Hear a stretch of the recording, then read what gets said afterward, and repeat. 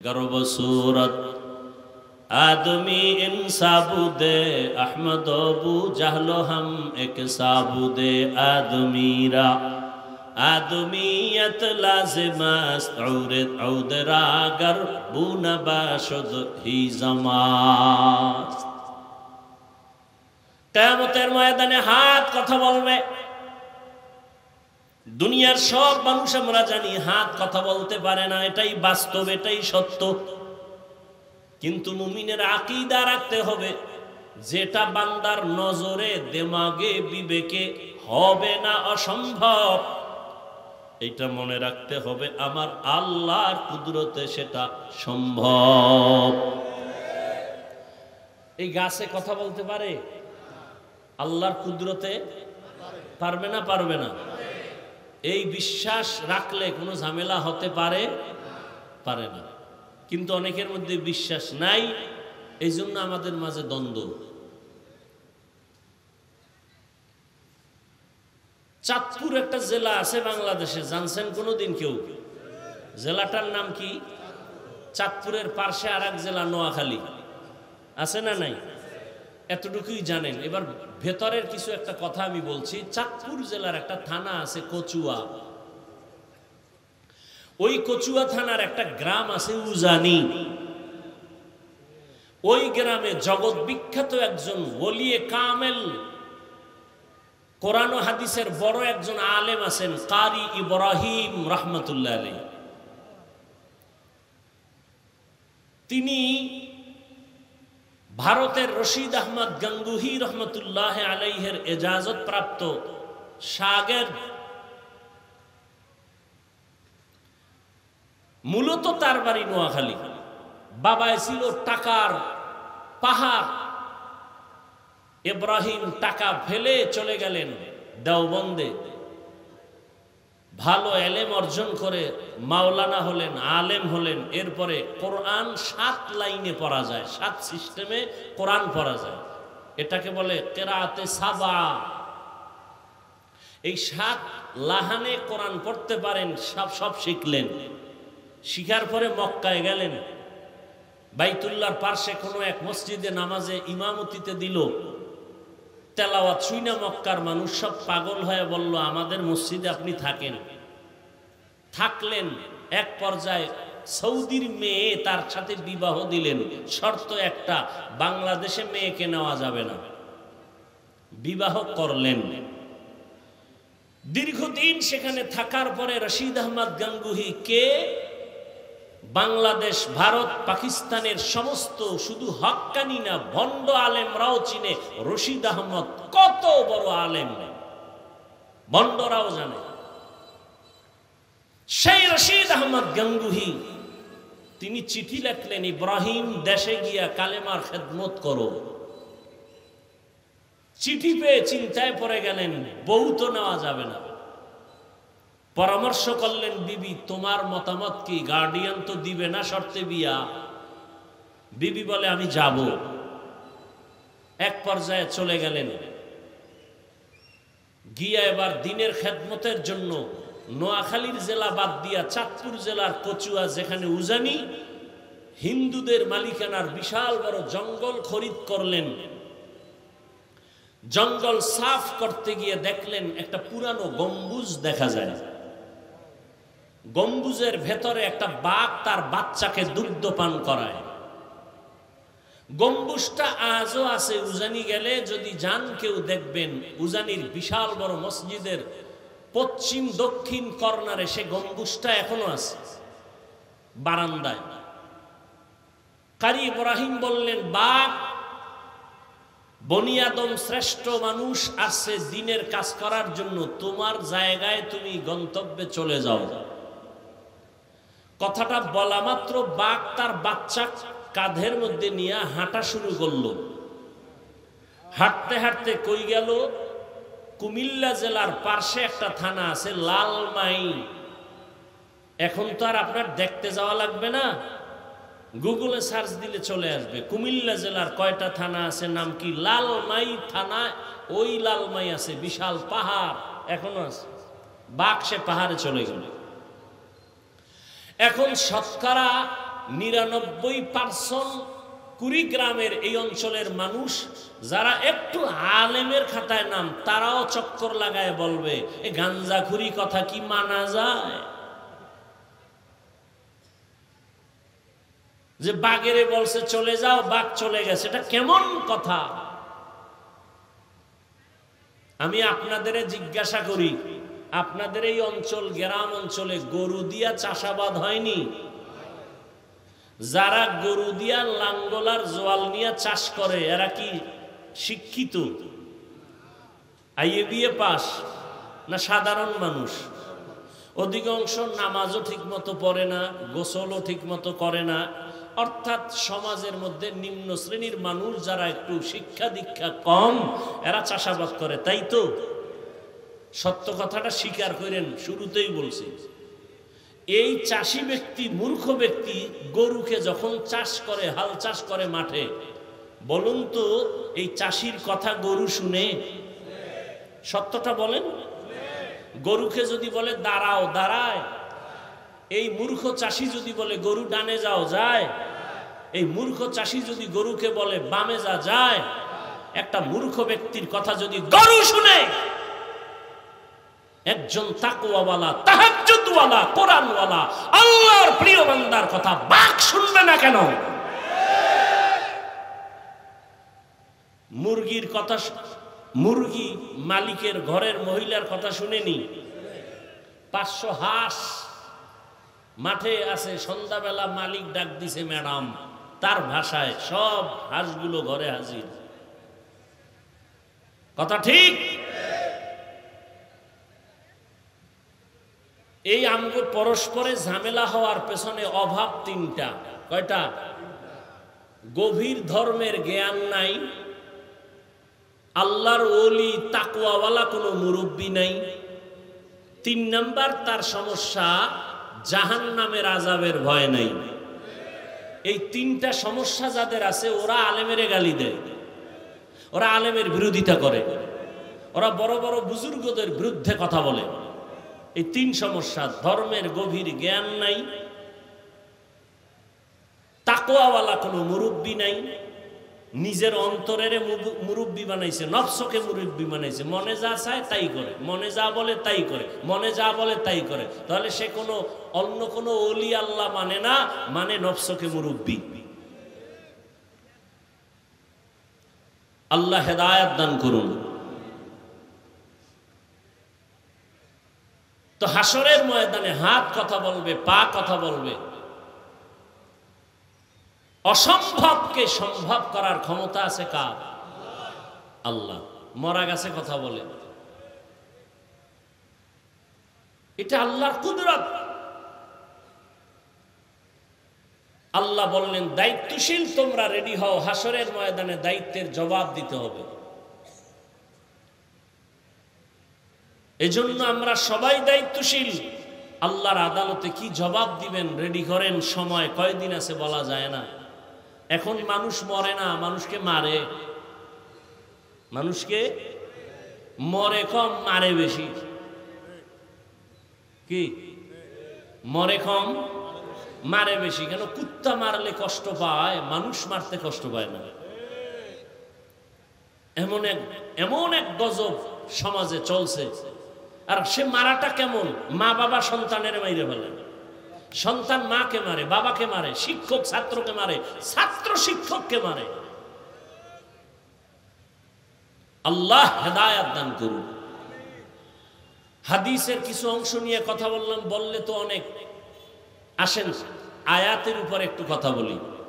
ইয়া আইয়ুহাল্লাযীনা আমানুত্তাকুল্লাহা হাক্কা তুকাতিহি ওয়া লা তামুতুন্না ইল্লা ওয়া আনতুম মুসলিমুন।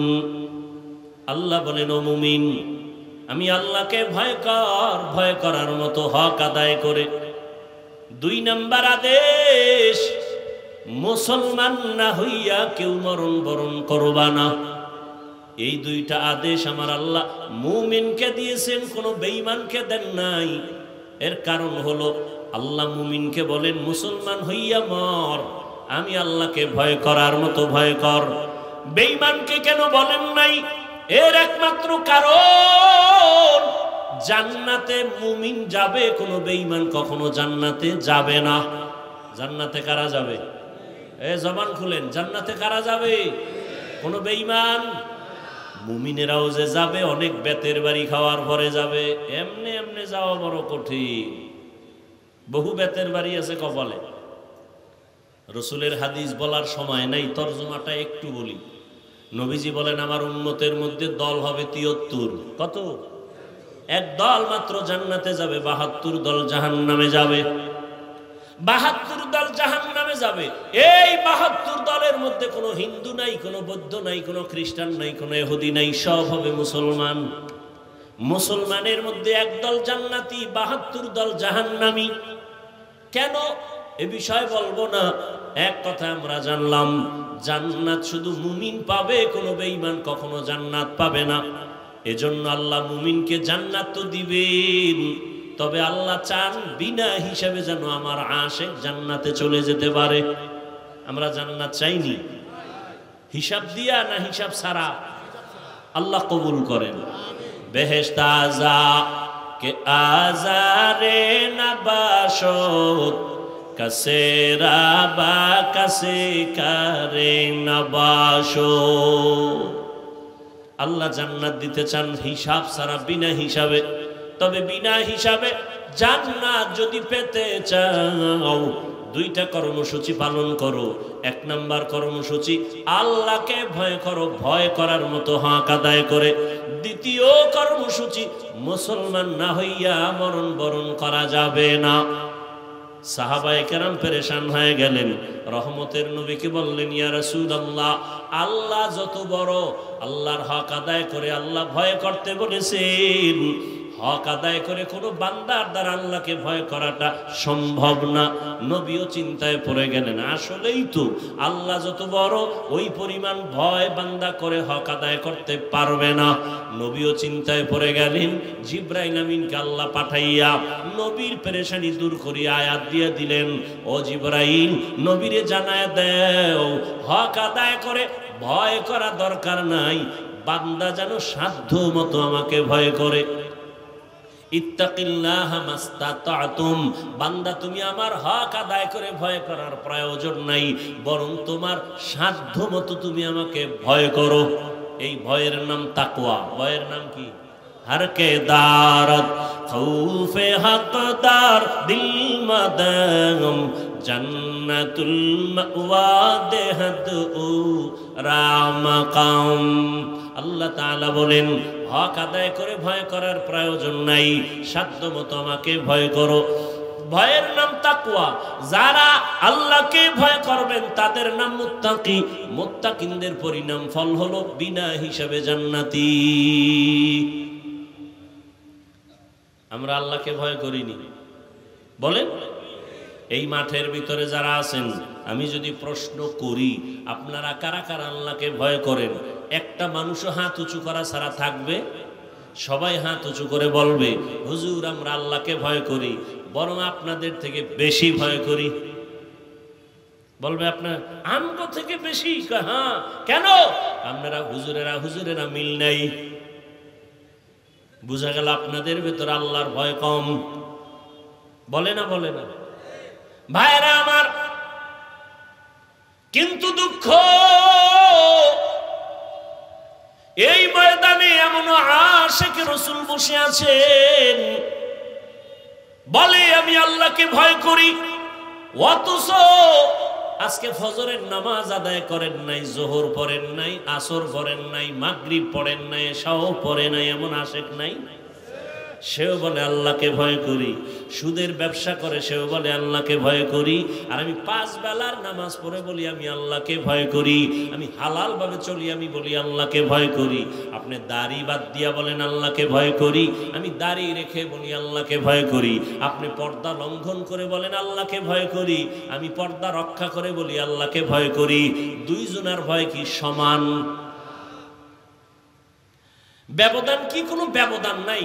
যার আমল নাই, ঈমান ঠিক নাই, আকীদা ঠিক নাই, সে যদি বলে ভয় করি, আসলে ভয় কি জিনিস চিনেই না। ভালো করে বুঝো, একটা সন্তান তার মা বাবাকে ভয় করে, বলে প্রমাণ কি? বলে মা বাবার চোখের সামনে কখনো অন্যায় করে না। কেন? বলে মাইরের ভয়। একটা ছাত্র শিক্ষকের ভয় করে, প্রমাণ? বলে শিক্ষকের সামনে অন্যায় করে না শাস্তির ভয়। ঠিক এই জমিনে যে মানুষ আমার আল্লাহকে ভয় করবেন, ওই বান্দা গলায় ছুরি লাগাবে, দাড়ির মধ্যে অস্ত্র লাগাবে না, শাস্তির ভয়। हर के दारत खौफ हकदार दिल मदम जन्नतुल मअवा देहद ओ राम काम जुज़बा हक़ची ज़े मखाज इंसुजा फज़ले उआ मस्त दर जुमला जहां। अल्लाह के भय करार मानी रहमतेर नबी बनेन काला रसूलुल्लाह सल्लल्लाहु अलैहि व आलिहि वसल्लम इत्ताकिल महारिम ताकुन अअबादान नास। रहमतेर नबी बोलेन হারাম থেকে নিজেকে বাঁচাও, আল্লাহর ভয় যার মধ্যে আছে সে কখনো গুনাহ করে না। এই হলো আসল তাকওয়া। যার মধ্যে আসল আল্লাহর ভয় আছে, ইচ্ছা করে গুনাহ করবে না। গুনাহ যদি অনিচ্ছায় হয়ে যায়, তওবা করতেও দেরি করবে না, তওবা করতেও সে দেরি করবে না। এর নবীর আশিক এই তাকওয়া আল্লাহর ভয় নিজে নিজে অন্তরে ঢুকানো যায় না। আল্লাহর ভয়টা অন্তরে থাকে। কোথায় থাকে বলেন? রহমতের নবী বলেন আত-তাকওয়া হা হুনা, আত-তাকওয়া হা হুনা, আত-তাকওয়া হা হুনা। আল্লাহর ভয়টা অন্তরে থাকার বিষয়, থাকার বিষয় অন্তরে থাকে আল্লাহর ভয়। কয় কি জন্ম থেকে? কয় না না, এটা অর্জন করে ঢুকাইতে হয়। বলে কোথার থেকে ঢুকাইবা? রহমতের নবী বলেন লিকুল্লি শাইইন মাদিনুন ওয়া মাদিনুত তাকওয়া কুলুবুল আরিফিন। ভালো ভালো জিনিসের জন্য গোডাউন আছে, ফ্যাক্টরি আছে। তাকওয়ার ফ্যাক্টরি, আল্লাহর প্রিয় মুত্তাকি বান্দাদের কলব হলো তাকওয়ার ফ্যাক্টরি। সেখান থেকে তাকওয়া নাও। কেমনে নিবা? তাদের নেক নজর লাগাইও। তাকওয়াওয়ালারা যখন নজর দেয়, নজরের মধ্যে পাওয়ার আছে, পাওয়ার। আল্লাহ তাআলা সে পাওয়ার দান করেন। কোরআনের ভাষায় সে পাওয়ারের নাম ফুরকান, হাদিসের ভাষায় সে পাওয়ারের নাম হলো ফেরাসাত। ইয়া আইয়ুহাল্লাযীনা আমানু ইন তাত্তাকুল্লাহ ইয়াজআল লাকুম ফুরকানা। ক্বালা রাসূলুল্লাহি সাল্লাল্লাহু আলাইহি ওয়া আলিহি ওয়াসাল্লাম ইত্তাকু ফিরাসাতাল মুমিন ফাইন্নাহু ইয়ানজুরু বিনুরিল্লাহ। আল্লাহর বান্দা প্রিয় যারা, তাদেরকে আল্লাহ একটা পাওয়ার দান করেন। কোরআনের আয়াতে পাওয়ারের নাম ফুরকান, হাদিসের ভাষায় সে পাওয়ারের নাম ফেরাসাত। আল্লাহর নবী বলেন ফেরাসাতের পাওয়ার থেকে তোমরা সাবধান, কারণ তোমরা যা দেখো তার থেকে তারা বেশি অনেক কিছু দেখেন। চামড়ার চোখ দিয়ে দেখে না, আল্লাহর দেওয়া নূরের আলো দিয়ে তারা দেখতে পায়। মদিনাতুল মুনাওয়ারার মসজিদে নববীতে জুমার খুতবা দিতেছেন হযরতে ওমর। খুতবার মাঝখানে একটা অপ্রাসঙ্গিক একটা আওয়াজ দিলেন, ইয়া সারিয়াতাল জাবাল, ইয়া সারিয়াতাল জাবাল, ইয়া সারিয়াতাল জাবাল। এ সারিয়া, পাহাড় পাহাড় পাহাড় পাহাড়, সারিয়া পাহাড়। ওমরের আওয়াজটা মদিনায় বসে দিছেন, সারিয়া কই? ইতিহাসবিদরা বলে সারিয়া মদিনা থেকে 2000 কিলোমিটার দূরে ইরানে যুদ্ধ করে। সারিয়াকে জিজ্ঞাসা করা হলো, আসার পরে সারিয়া ওমরের আওয়াজ শুনছনি?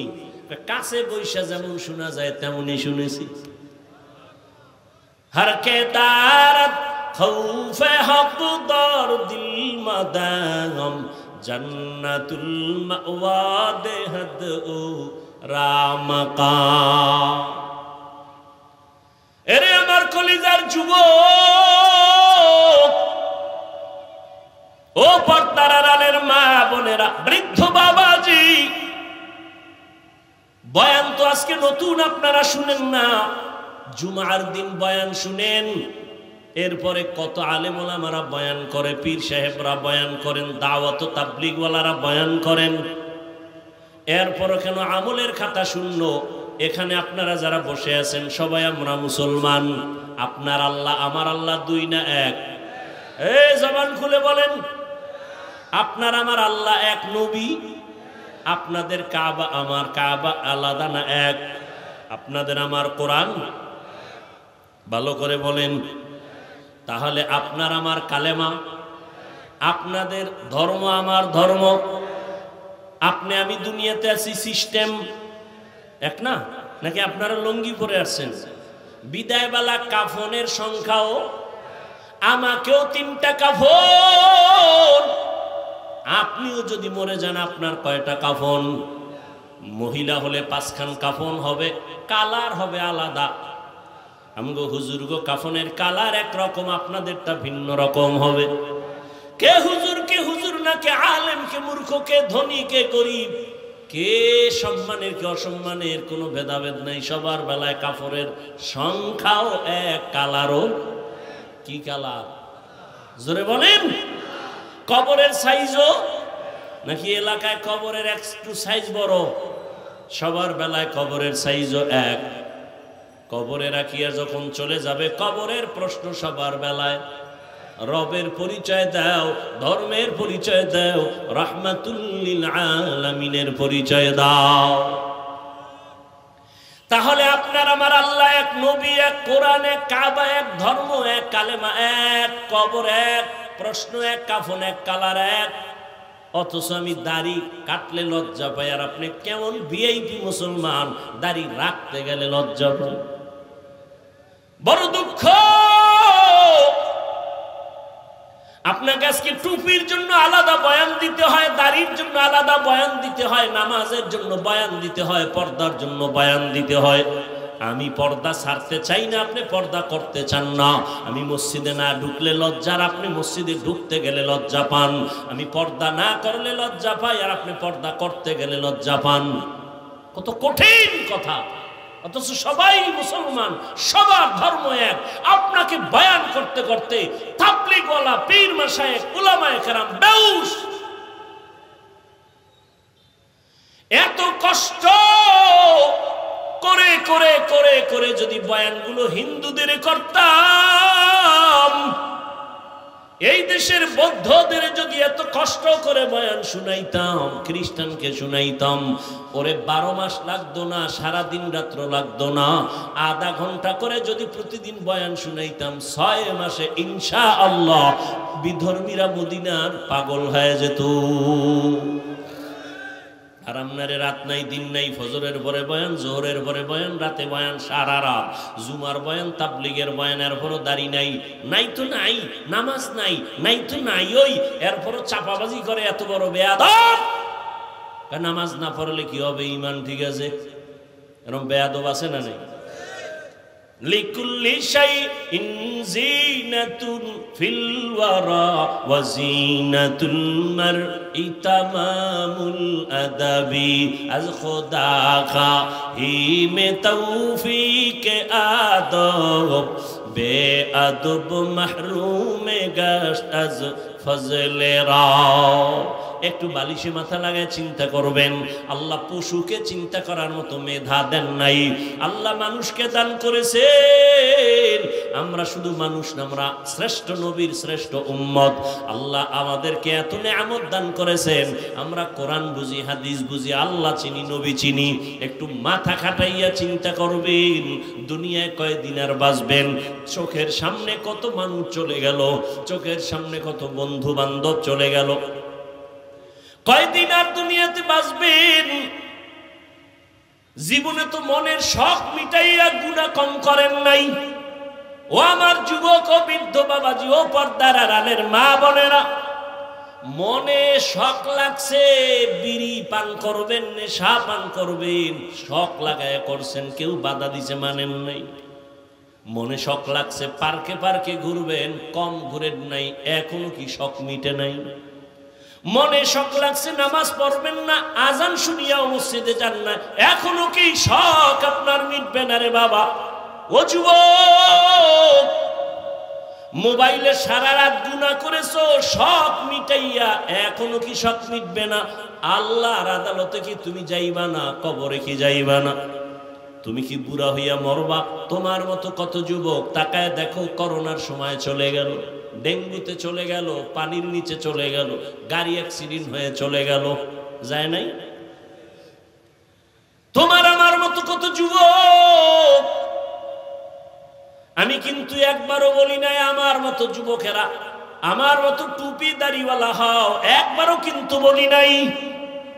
আমি কি বুঝাতে চাই রে বাবা, তুমি স্কুলে পড়ো ধন্যবাদ, তুমি কলেজে পড়ো ধন্যবাদ, চাকরি করো ধন্যবাদ, ব্যবসা করো ধন্যবাদ, কোনো বাধা নাই।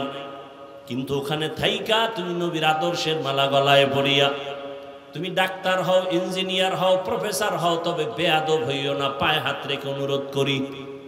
আদর্শ ডাক্তার হও, জমিনের মধ্যে তোমারে মানুষ মাথায় নিয়ে সম্মান করবে। আদর্শ ইঞ্জিনিয়ার যদি হইতে পারো, আদর্শ ডাক্তার হও, তাসলিমা নাসরিনের মতো যদি ডাক্তার হইয়া বেয়াদবি করো, সম্মান দূরের কথা, জুতার বাড়ি খায় দেশ থেকে পালাতে হবে। এমন ডাক্তার না, আদর্শবান ডাক্তার। এবার বলবা হাফিজ ভাই আদর্শবান ডাক্তার কেমনে হব? এক নম্বরে দোয়াও লাগবে এবং চেষ্টাও লাগবে। চেষ্টা কি? পৃথিবীতে শ্রেষ্ঠ আদর্শ হলো রহমাতুল লিল আলামিনের আদর্শ, আর কারো আদর্শ শ্রেষ্ঠ না। ওই নবীর আদর্শ আজ আমরা ফলো করার কারণে করোনার সময় স্কুল বন্ধ, কলেজ বন্ধ, চাকরি বন্ধ, ব্যবসা বন্ধ, দোকান বন্ধ, ফ্যাক্টরি বন্ধ, গাড়ি বন্ধ, সব বন্ধ। রহমতের নবীর আদর্শওয়ালাদের কোরআনের মাদ্রাসা একটাও বন্ধ হয় নাই। আসতে বলেন কেন? সত্য কথাটা বলতে কষ্ট লাগে। কত চাকরিজীবীর চাকরি নাই, ব্যবসায়ীর ব্যবসা নাই, না খাইয়া ধুকে ধুকে মরেছে। কিন্তু করোনার সময় তাকাইয়া দেখছো, বাবার করোনা, ছেলে শিক্ষিত কুলাঙ্গার, মাস্ক লাগাইছে, ট্রিপল মাস্ক লাগাইয়া ঘরের মধ্যে দরওয়াজা জানালা বন্ধ করেছে, বাবার লাশের কাছে যায় না, করোনা। ওই সময়ের ইতিহাস ভুলে যাইও না রে মুমিন। ওই সময় ট্রিপল মাস্ক লাগাইয়া যারা ঘরের দরওয়াজা জানালা বন্ধ করে আছে, ঠিক সেই সময় আমার দেশের টুপিওয়ালারা, রহমতের নবীর আদর্শওয়ালারা শত শত করোনার লাশ নিজের কাঁধে নিয়া গোসল করাইয়া, কাফন পরাইয়া, জানাজা কমপ্লিট করে কবরে দাফন করেছেন। একজন হুজুরেও করোনায় মরে নাই। সেই হুজুরদের দুশ্মন হবা না তো কার হবা? কথায় কথায় হুজুর খারাপ, দোয়া করে হুজুর, কারো জন্য বড়দোয়া করে না, গালি দেয় তারপরও বড়দোয়া করে না, এরপরও হুজুর খারাপ। যতদিন বলবি খারাপ, ততদিন তোর বংশ শুদ্ধা নির্মূল হয়ে যাবে, ধুকে ধুকে ধুকে ধুকে শেষ হয়ে যাবে। ভাইরা আমার,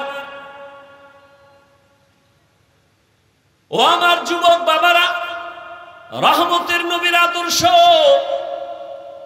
মাথায় রহমতের নবীর আদর্শের টুপি দাড়ি রেখেছি মদিনার আদর্শের কারণে।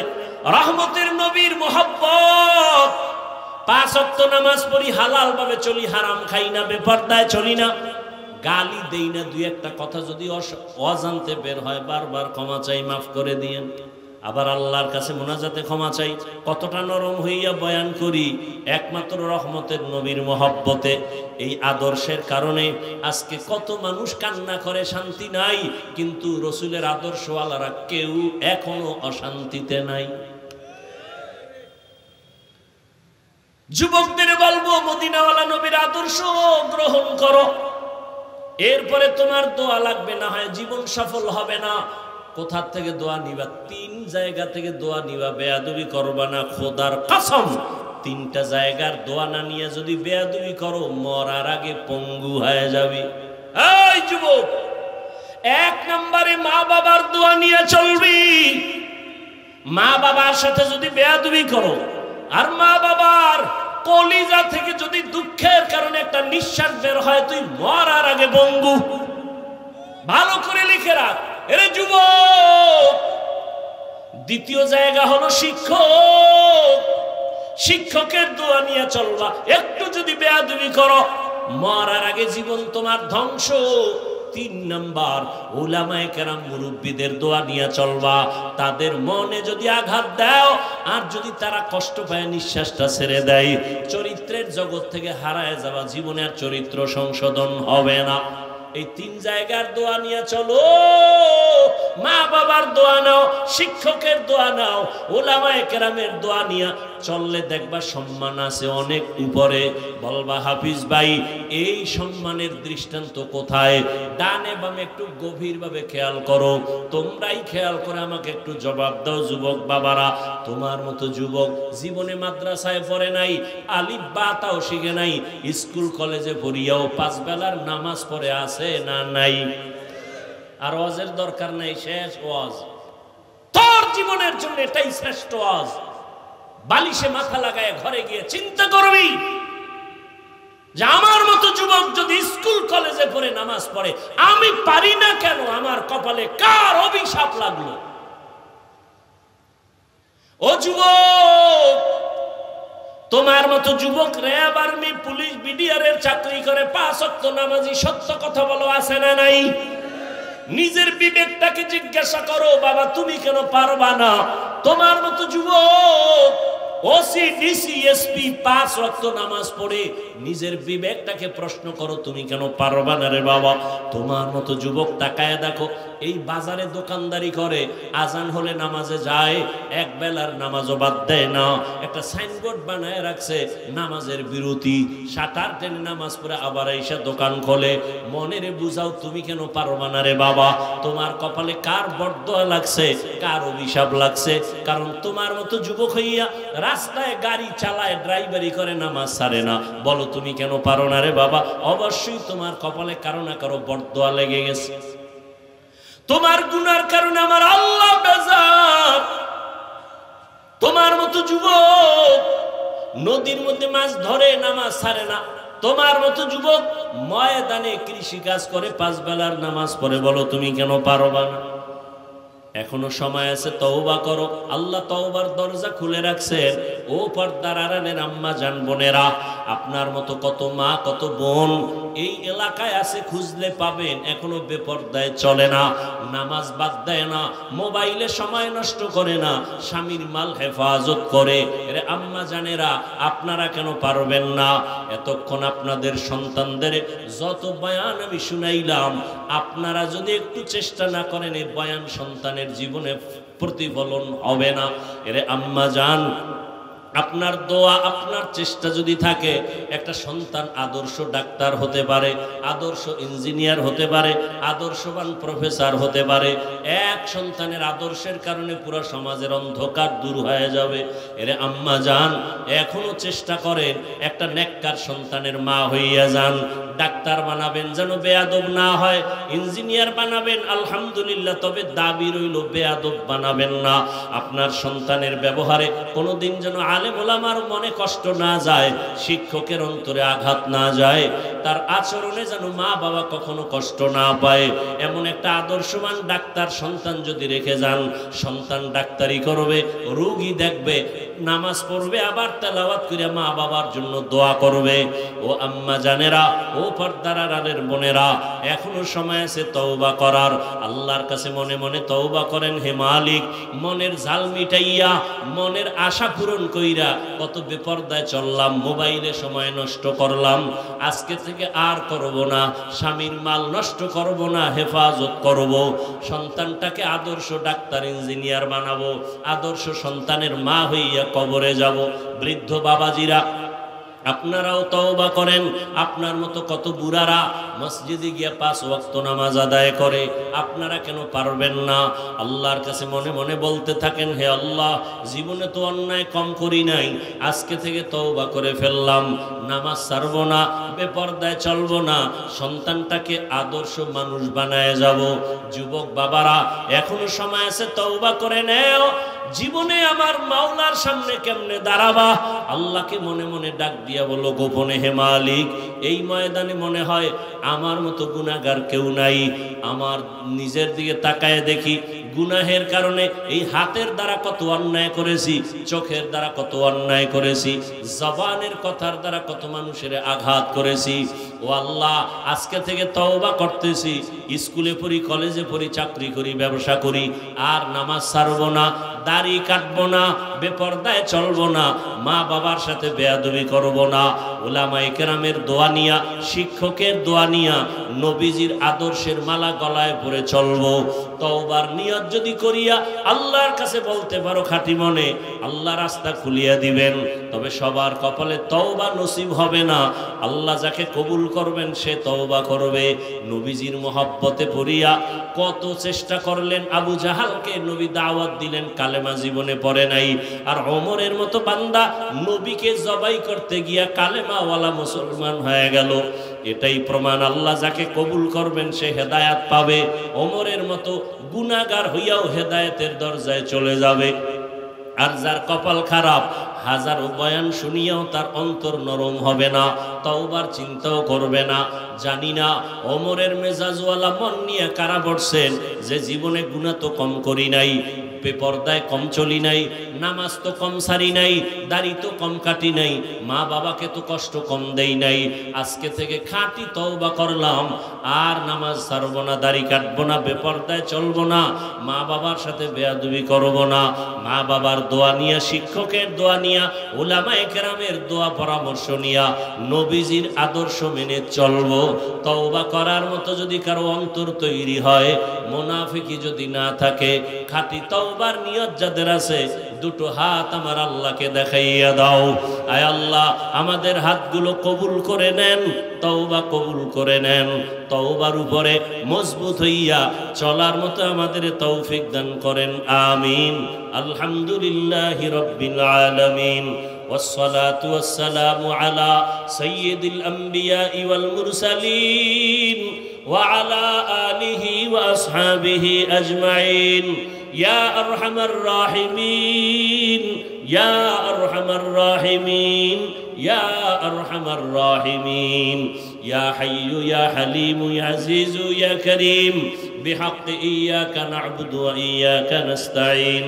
اللهم إنا نسألك بأن لك الحمد لا إله إلا أنت المنان، يا بديع السماوات والأرض، يا ذا الجلال والإكرام، يا حي يا قيوم، رب ارحمهما كما ربياني صغيرا. اللهم إنك عفو كريم تحب العفو فاعف عنا.